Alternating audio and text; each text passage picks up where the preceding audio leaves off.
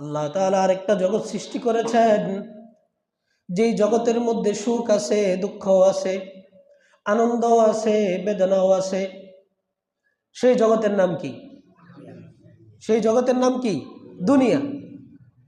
কোনো ব্যক্তি যদি চিন্তা করে যে আমি এই দুনিয়াতে আল্লাহ শুধু আমাকে সুখই দিবেন, কোনো দুঃখ আমার জীবনে আসবে না, কোনো দুশ্চিন্তা আমার জীবনে আসবে না, তাহলে ওই ব্যক্তি ভুলের রাজ্যে বসবাস করতেছে। ওই ব্যক্তি কোন রাজ্যে বসবাস করতেছে?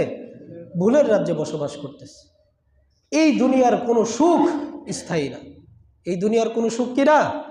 স্থায়ী না। দেখেন, এই দুনিয়াতে আম্বিয়ায়ে কেরাম আলাইহিমুসসালাতু ওয়াসসালাম একমাত্র তারা যদি চাইতেন এই দুনিয়াতে নিরঙ্কুশভাবে সুখে শান্তিতে কাটায় দিতে পারতেন, যে তাদের জীবনে কোনো দুঃখ দুর্দশা আসবে না।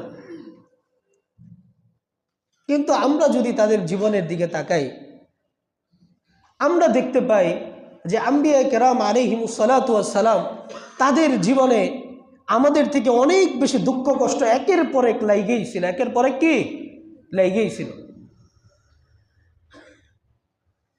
তো দেখেন, আল্লাহর এত প্রিয় বান্দা হওয়া সত্ত্বেও দুঃখ কষ্ট কিন্তু তাদের পিছু ছাড়ে নাই। তারা দুঃখ কষ্টের মধ্য দিয়েই কি করেছেন? জীবনযাপন করেছেন, এবং এটাকেই তারা পছন্দ করেছেন। কারণ তারা এই দুনিয়াতে আনন্দ ফুর্তি করার জন্য কি আসে নাই।